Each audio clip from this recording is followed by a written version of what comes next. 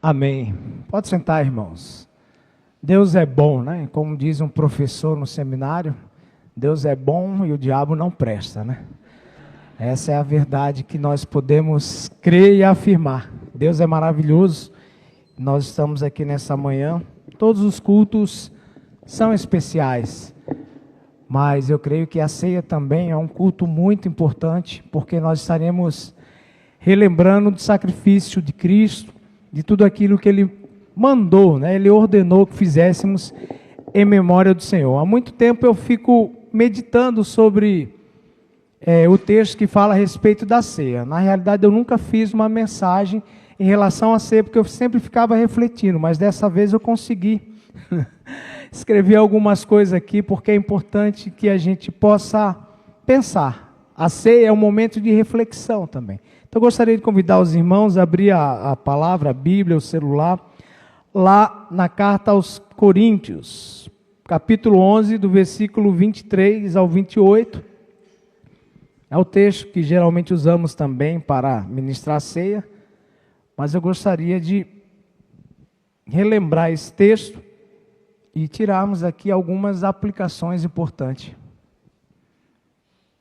Diz assim: pois recebi do Senhor o que também lhes entreguei, que o Senhor Jesus, na noite em que foi traído, tomou o pão e, tendo dado graças, partiu e disse: isso é o meu corpo que é dado em favor de vocês. Façam isso em memória de mim. Da mesma forma, depois da ceia, ele tomou o cálice e disse: este cálice é a nova aliança no meu sangue. Façam isto sempre que o beberem em memória de mim. Porque sempre que comerem deste pão e beberem deste cálice, vocês anunciam a morte do Senhor até que ele venha. Portanto, todo aquele que comer o pão ou beber o cálice do Senhor indignamente será culpado de pecar contra o corpo e o sangue do Senhor. Examine-se o homem a si mesmo, e então coma do pão e beba do cálice. Eu peguei o texto com o qual Paulo fala, porque Paulo ele é um personagem que ele está de fora. Existem os textos lá dos evangelhos, onde relata a ceia, cada um muda um pouco alguma coisa, mas eu peguei o texto do apóstolo Paulo, porque eu fiquei pensando sobre, o apóstolo Paulo disse, na noite em que o Senhor foi o quê? Traído. A ceia também fala de traição. E a minha pergunta para você é, se você soubesse que iria morrer amanhã, ou essa semana, quem você colocaria na sua mesa? Quem você sentaria? Quem você colocaria ao seu lado? Porque esses discípulos caminharam com Jesus quanto tempo? Em torno de 3 anos, não é isso? Mas eles caminharam de forma profunda.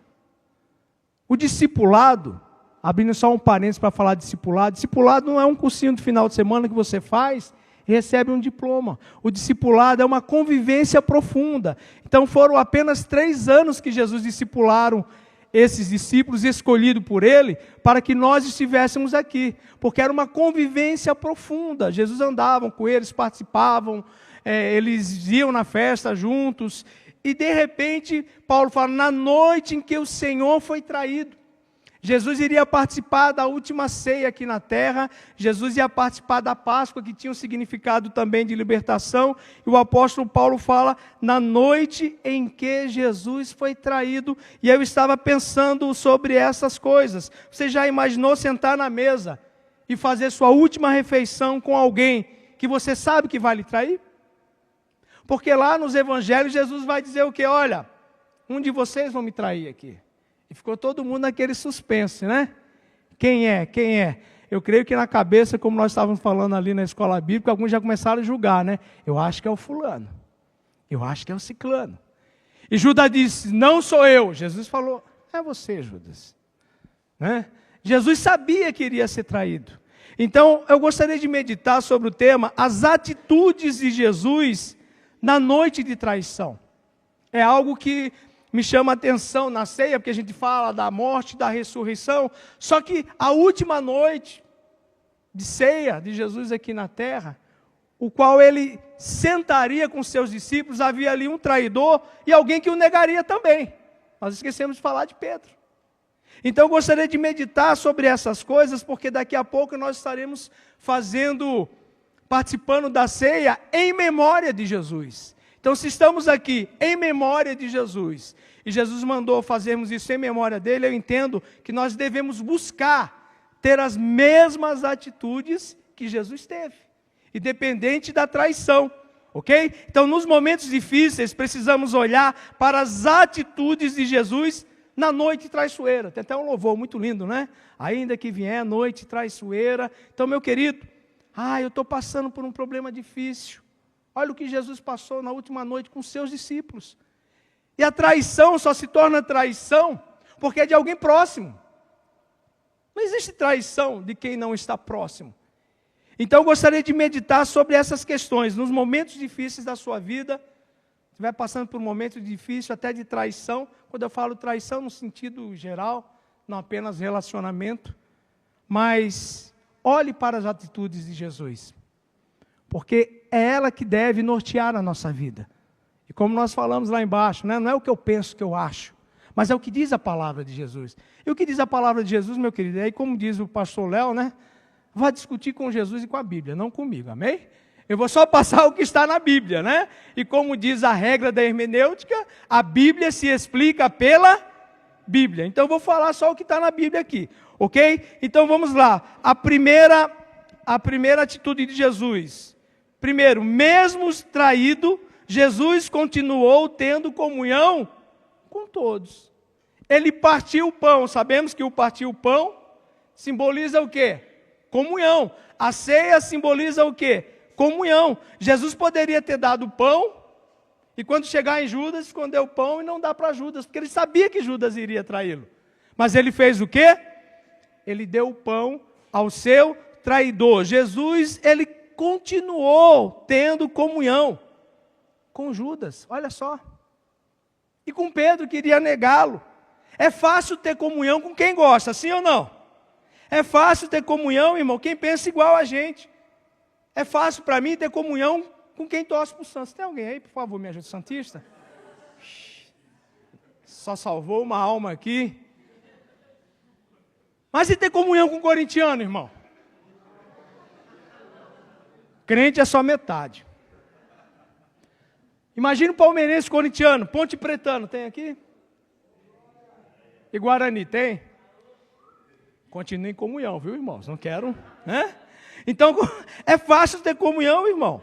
Mas, e ter comunhão? Com quem pensa diferente da gente? Com quem não gosta da gente?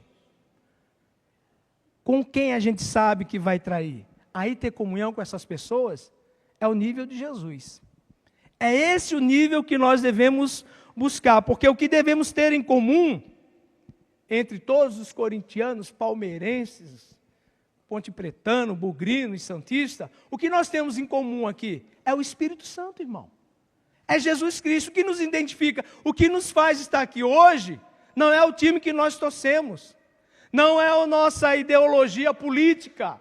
Não, o que nos identifica e nos faz ser parte do mesmo corpo é o Espírito Santo, é Jesus, Ele é o que nós temos em comum aqui. É isso que importa aqui, amém?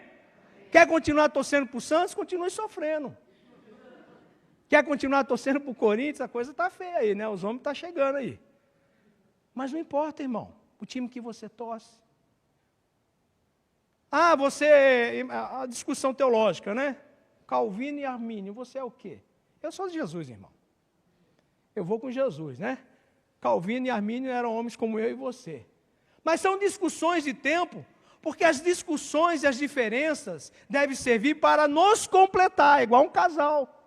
Não para nos afastar. E infelizmente nós usamos a diferença para nos afastar. Por exemplo, eu e minha esposa, nós somos bem diferentes. Eu sou mais bonito que ela, amém. Mas não importa, o que importa é que nós nos amamos. Mas o temperamento dela é diferente do meu. Imagina se todos fossem como eu. Ou como ela, tranquilo. Então, a diferença dá o equilíbrio, irmão. Nós precisamos ter equilíbrio. No corpo, há diversidades de dons.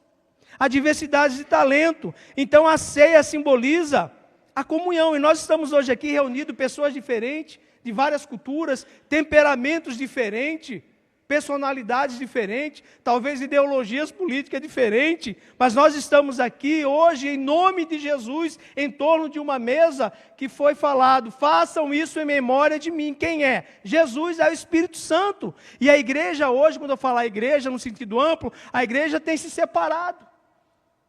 Porque você é de qual igreja? Eu não concordo, eu discordo. E o nome de Jesus que deveria ser glorificado, como nós estávamos discutindo, no bom sentido da palavra, acaba sendo às vezes até meio que vulgarizado. Por quê? Porque nós não entendemos que Jesus, mesmo sabendo quem iria traí-lo, ele continuou tendo comunhão até o fim, irmãos. Nós temos buscado a comunhão com todos? Ou nós somos aquele que, já viu? O meu pastor fazia isso, eu não gostava disso. Tem gente que não gosta, depois eu entendi, né? Sai do seu lugar, abraça o seu irmão da direita e da esquerda, né? Fale isso para o seu irmão, eu te amo. Mas a parte que eu não gostava é quando ele mandava sair e andar. Eu sou do tempo que tinha um louvor de guerra, um louvor de comunhão, um louvor de adoração, né? Era um louvor, e aí ele mandava sair. E quando você tinha que falar com aquele irmão que você não gostava, você não tinha comunhão, Recebi um novo coração do Pai. Coração esse aqui eu não falo regenerar. Aí faz como eu falo, né? Fecha os olhinhos para olhar para Jesus. Não, é para não olhar para o irmão. Aí eu conheci um pastor em Fortaleza, meu presidente, pastor de Giovanni, como a gente brinca. Você vai cantar essa música agora e vai sair e vai olhar no olho do seu irmão. Recebi um novo coração. Somos corpos sem qualquer falsidade. E aí pegou. Tete a tete. Comunhão, irmão, não tem a ver pensar da mesma forma. Senão seria muito chato. Já pensou só corintiano aqui? Já pensou só calvinista aqui? Ou só arminiano? Pensou todo mundo igual? Irmão, seria um mundo muito chato. Sim ou não? Então, mas porque se Deus é um só, existem tantas igrejas? Porque existem várias pessoas e várias personalidades. Eu dificilmente me converteria numa igreja hiperpentecostal. Como um pentecostal jamais se converteria numa igreja tradicional. Mas está tudo certo. Um dá glória a Deus mais alto, outro dá glória a Deus calado. Um é mais frio, outro é mais quente. Não importa. O que importa é que nós estamos aqui em nome de Jesus. O que importa é que o nome do Senhor seja glorificado. O que importa é estarmos aqui e entendendo que Jesus foi que morreu por mim.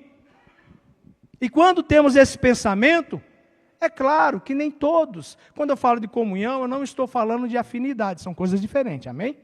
Comunhão é uma coisa, afinidade é outra. Mas Jesus, mesmo traído, ele pegou o pão. Eu acho que Jesus tem um senso de humor muito apurado, às vezes não vê isso. Toma aqui, seu traidor, você vai me trair, aí daquele que me trai. Mas você está na mesa, vai continuar na minha mesa, porque eu escolhi você. Não importa o que você vai fazer com o pão que eu vou te dar. O que importa é quem eu sou.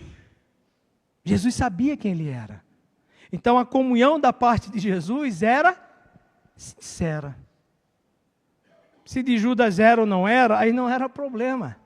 Então nós temos que aprender com Jesus. Mesmo traído, Jesus continuou tendo comunhão com todos. Tomou o pão e deu aos seus discípulos. Ele não fez igual a musiquinha, somos corpos. Faz igual o Roberto Carlos na Copa, às vezes, né? Abaixa para... Não, irmãos. Nós temos que procurar ter comunhão com todos. Mas eu não gosto desse cidadão, esse bigode aí, rapaz. O bigode é dele, mano. Ele que sabe. Se a mulher gosta do bigode, é problema dela. Quem sou eu para julgar alguém por causa de um bigode?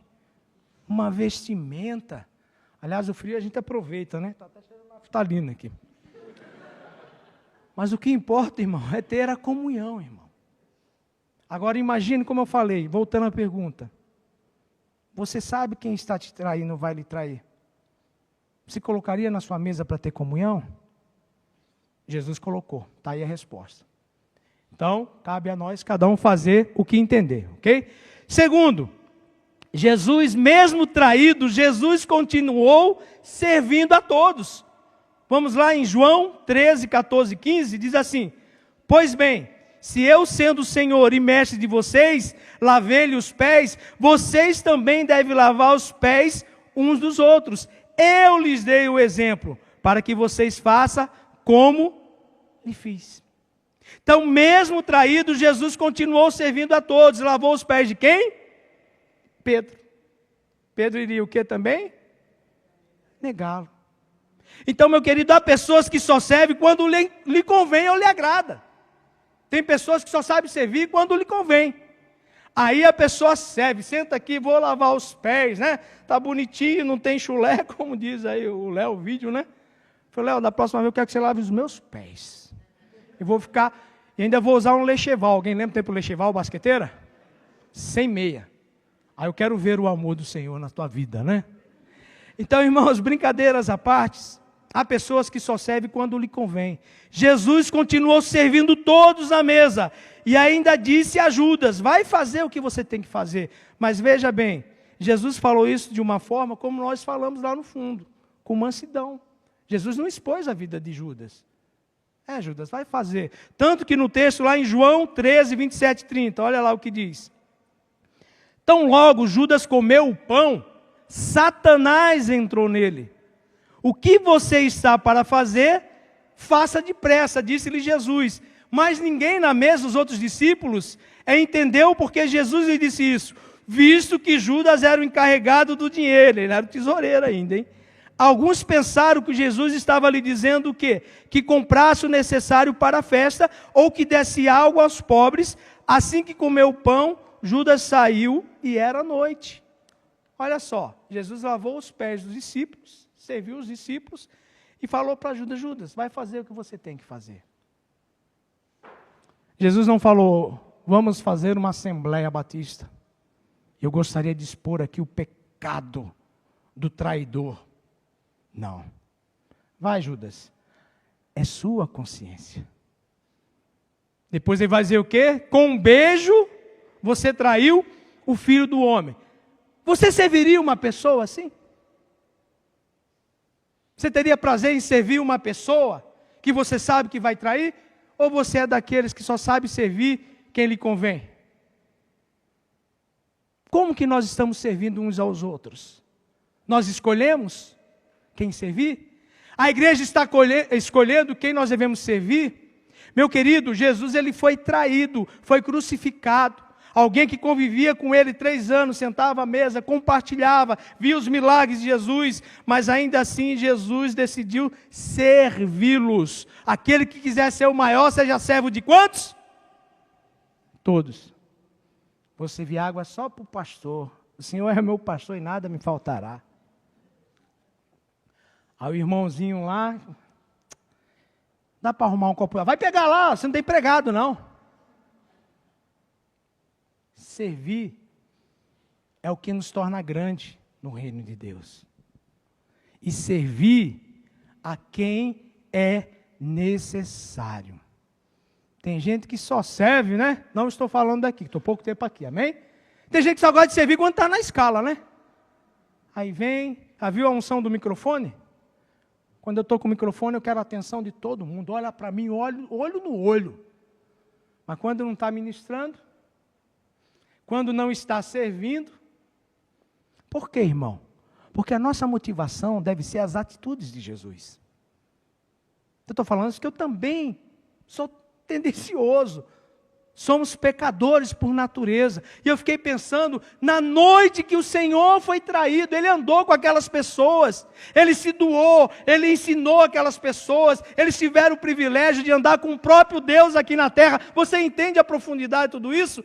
Deus escolheu ser um homem na terra, um judeu, filho do Zezinho e da Maria, nasceu numa manjedoura simples e decidiu escolher 12 loucos que nem eu nem você escolheria. Jesus não escolheu os discípulos pelo currículo dessa terra. Jesus escolheu pela sua vontade, pela sua soberania, escolheu publicano, pessoas de caráter duvidoso para a época, pessoas que coletavam impostos e eram contra o próprio povo, segundo o povo tinha, né? Trabalhava em favor dos romanos. Jesus escolheu simples pescadores e passou a servi-los durante 3 anos. E ele falou, olha, eu vou fazer. E Pedro disse, meus pés o senhor não vai lavar. Pedrão, como sempre, né? Sempre tinha uma coisa a falar. E Jesus falou, eu vou lavar, porque senão você não terá parte comigo. Aí Pedro é sempre o extremo. Então dá logo um banho, Senhor. Joga o óleo, unge tudo, faz aí. Aí Jesus disse, calma, Pedrão.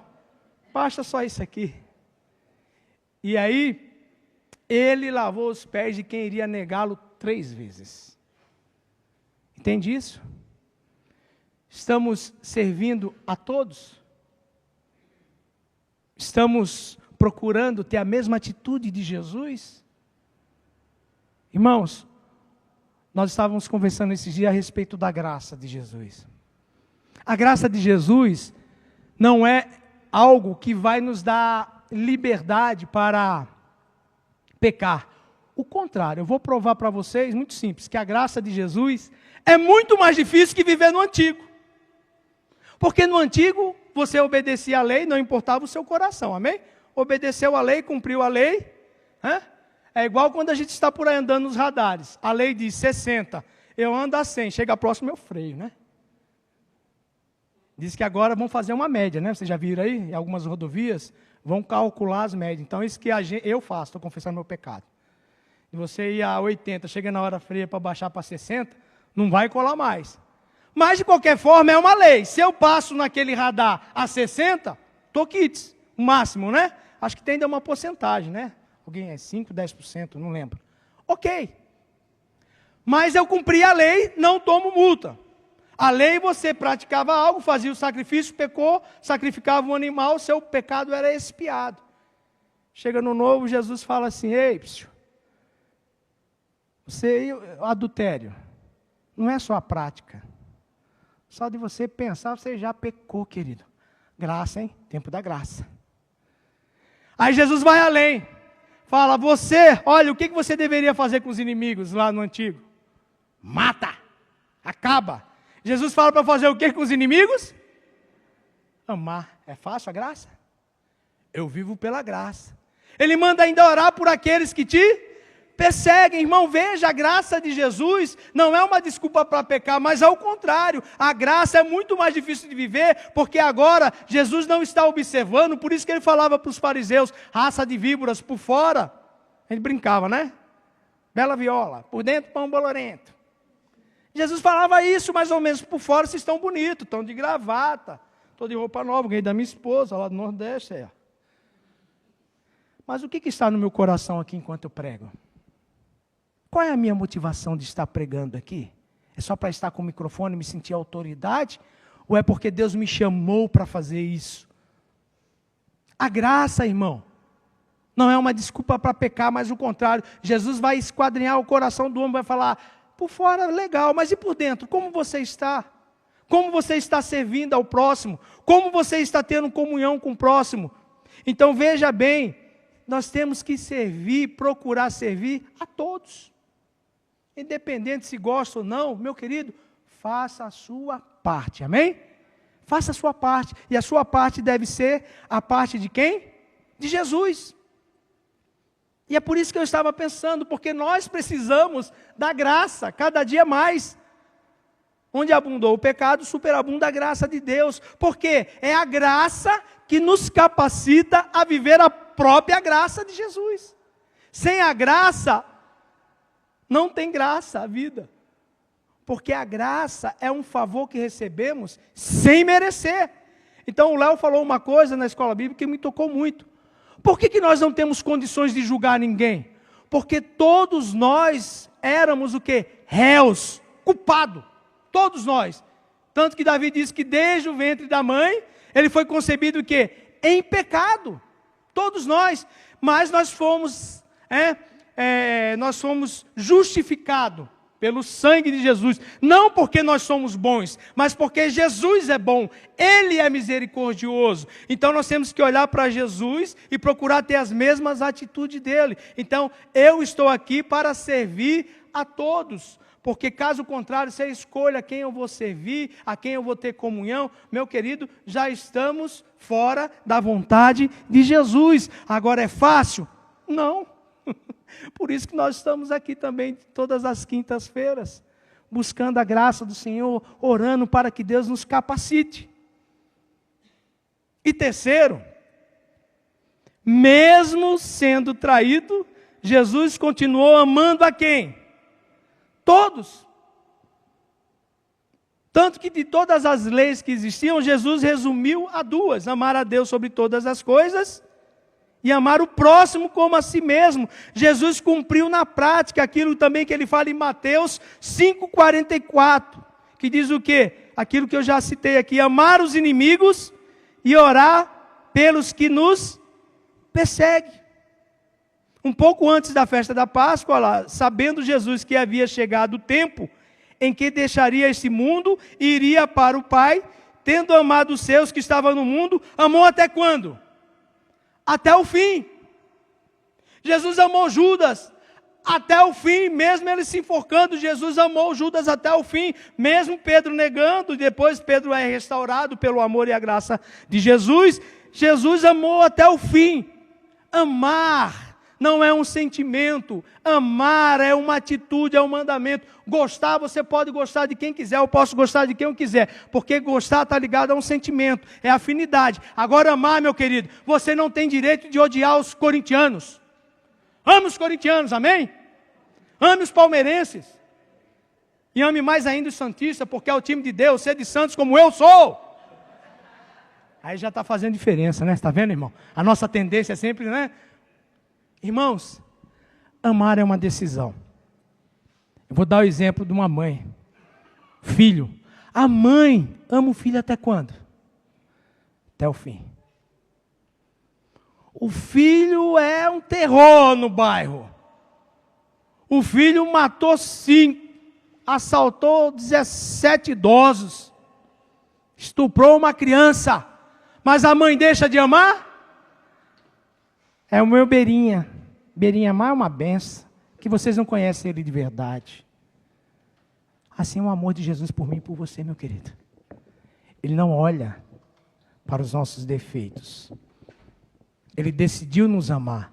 Agora, quando nós encontramos o amor de Jesus vai nos transformando a cada dia para sermos quem Ele quer que sejamos. Então, Jesus decidiu amá-los até o fim, até a crucificação. Jesus ainda disse o que para aqueles que estavam lá, debochando dele? Senhor, perdoa, eles não sabem o que fazem. E eu lembrei de um homem que imitou Jesus na sua morte. Quem? Estevão. Enquanto aqueles homens apedrejavam Estevão, Estevão teve a mesma atitude de Jesus. Senhor, perdoa. Eu acredito que aquelas pedradas em Estevão soavam como pena suave, porque ele já estava vendo a glória do Pai. De tão parecido que ele era com Jesus, Estevão. Ele perdoou os inimigos na hora da sua morte. Você entende a profundidade disso? Porque no céu não haverá mágoa nem ressentimento. Por isso que o amor, ele encobre todas as contendas. Então, olha só, um pouco antes da festa, né? Jesus sabia que ia ser traído. Ele ainda falou para o Judas: Judas, é você, vai fazer o que você tem feito. Mas ele continuou tendo comunhão com Judas. Ele continuou servindo Judas e Pedro. E ele amou até o fim. E se Judas não tivesse se enforcado, agora está na minha Bíblia, ok?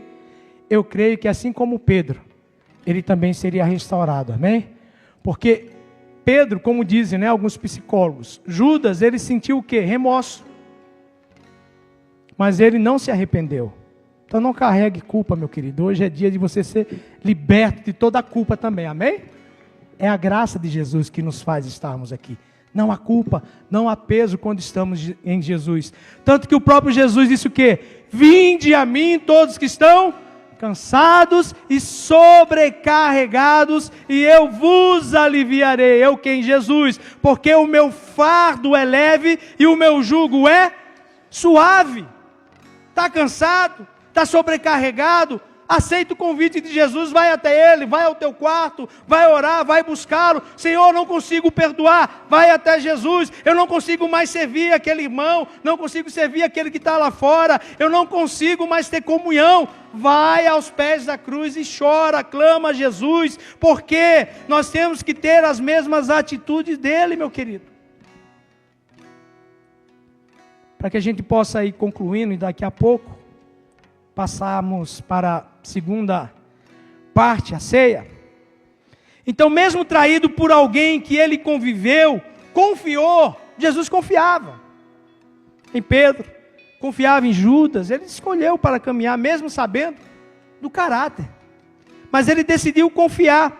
A traição e decepção não foram suficientes para pará-lo na missão que o Pai tinha dado a Jesus. Olha só que interessante, mesmo sendo traído, mesmo sendo insultado, mesmo sendo negado, tudo isso não parou, porque Jesus tinha consciência da sua missão. Então, se Deus te deu uma missão, te deu um chamado, não pare, independente das frustrações e decepções. Utilize isso como crescimento e para que cada vez mais você se pareça com Jesus. Eu fui traído, fui negado, fui humilhado, mas o meu Deus decidiu me amar. E assim como Jesus, eu tenho uma missão. E a minha missão é continuar amando, é continuar servindo, é continuar tendo comunhão, é continuar acreditando que aprendamos com Jesus nas noites traiçoeiras da vida. Continuemos em comunhão com todos, procurando servir como Jesus serviu e assim amando a todos, independente do comportamento e da escolha do outro.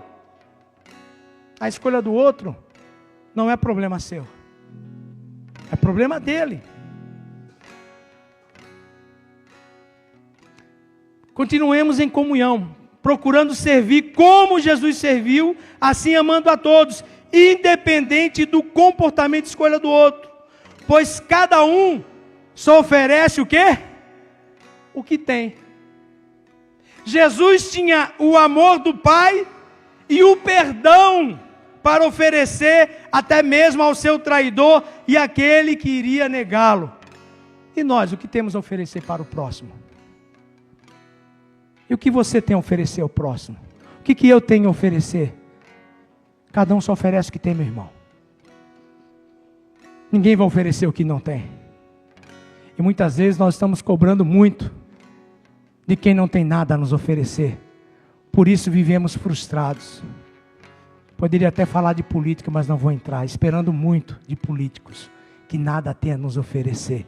Mas nós temos um Deus vivo e verdadeiro, que morreu por cada um de nós, que decidiu nos amar, mesmo com a nossa corrupção, que decidiu nos servir, que decidiu ter comunhão conosco. E é esse Jesus que nós devemos buscar, é esse Jesus que nós devemos imitar, não aquilo que nós achamos ou pensando. Meu querido, Jesus ofereceu sempre o amor e o perdão, não apenas a Judas e Pedro, porque se nós estivéssemos no lugar deles, talvez nós trairíamos Jesus também. Imagina um homem simples, para os judeus, que acreditava que o seu Messias seria um homem o quê? Político, forte, ia chegar num cavalo, manga larga, com um monte de espada, com seu exército maravilhoso, marchando, invadindo Roma, vamos tomar o poder. Aí aparece o filho do Zé da Maria, no jumentinho emprestado, potoque, emprestado o jumento dele. Sabe que a gente não está aprendendo nada com isso, irmão? O próprio Deus, Criador dos céus e da terra, que conhece o meu e o seu coração, que nos escolheu desde o ventre da mãe, Ele vem como um judeu. Ao povo que até colocar o judeu como loiro dos olhos azuis. Ele vivia no deserto. Jesus, ele era bonito, mas só por dentro, eu acho. Tinha o nariz igual ao meu, judeu, né? Não havia beleza. Tudo bem que o texto fala ali da crucificação de Jesus. Mas não havia nenhuma beleza que o diferenciasse dos outros. Tanto que Jesus foi traído com o quê? Com um beijo. Porque diante de uma multidão, um homem, o próprio Deus, teria que ser traído com um beijo? Porque ele era tão comum, igual aos outros, não tinha nada que o diferenciava. O que diferenciava Jesus dos outros era o seu caráter, mas não era a sua vestimenta. E aí lembro-me, para a gente encerrar aqui, estava em Juazeiro uma vez e o camarada chegou e estávamos na igreja à tarde, não sei se era um discipulado, o que era. O cidadão falou, eu quero falar com o pastor da igreja. Eu falei, pode falar, por favor, gostaria de falar com o pastor da igreja. Ele deixou a boca, com o pastor da igreja. Eu falei, meu querido, você pode falar comigo? Mas não tem como você chamar o pastor? Estou aqui. Ele olhou, né, de bermuda e chinelão, né? Nordestino gosta, principalmente quem nasceu em praia, né? você é o pastor? Aí já ficou sem graça, né? Porque não há nada que nos diferencia dos outros, não é as nossas vestimentas, as coisas externas. Não que isso não tenha importância, mas deve ser o nosso caráter, irmão. É o caráter de Jesus em nossas vidas que deve ser diferente. Não é roupa, não é o jeito de falar. Poderosíssimo Deus, Pai da eternidade. Sai lá fora, é só palavrão para tudo que é lado. Fala do seu jeito com Jesus. Seja você mesmo. Jesus te ama assim do jeito que você é mesmo, feinho, sem graça. Mas Ele decidiu te amar. E se Ele decidiu te amar, quem sou eu para não te amar também? E quem é você para não me amar também? Entende? Mas nós estamos aqui hoje. Gostaria de convidar os diáconos, se fosse tomando seus lugares, que vão servir a ceia.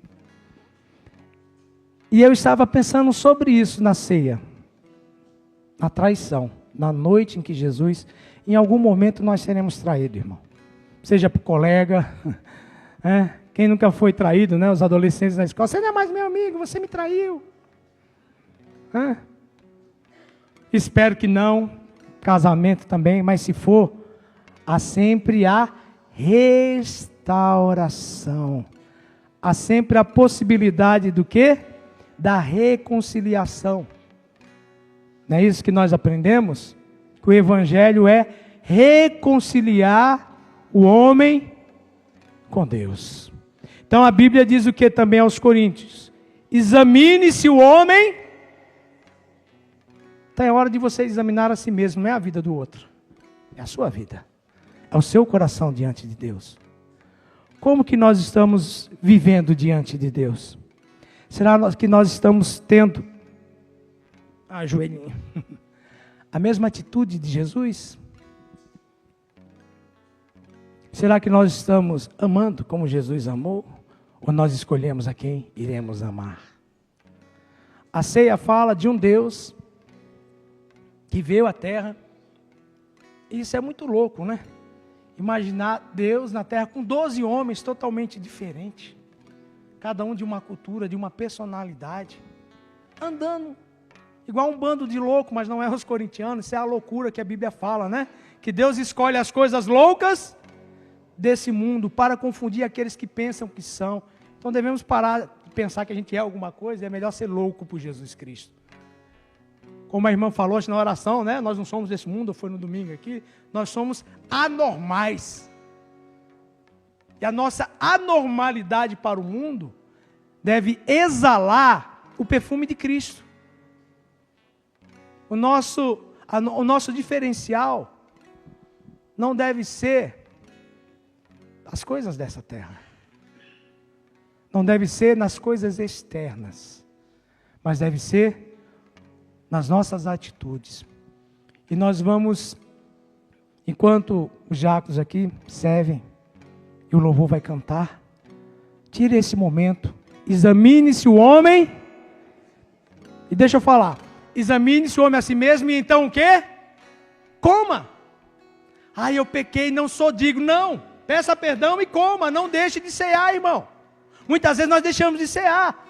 Paulo diz, examine-se o homem a si mesmo, e então coma. Você só não vai comer se você falar assim, olha, eu estou em pecado e não quero me arrepender. Então é melhor você não comer, não fazer isso indignamente, porque diz a palavra. Agora, se você pecou, e aqui quem não pecou atira a primeira pedra, examine-se, peça perdão, como nós aprendemos sobre Davi. Davi foi um dos homens que mais pecou na Bíblia. Mas ele ainda assim foi chamado homem segundo o coração, porque ele se arrependia, porque ele falava, Senhor, cria em mim um coração puro, não retires de mim a tua presença. Então examine-se a si mesmo, agradeça por mais um mês que Deus tem te sustentado, amém? Mais um mês, o pão nosso de cada dia, mais um mês que as misericórdias se renovam sobre a nossa vida. Então faça isso, enquanto o louvor canta, e os irmãos vão servir a ceia.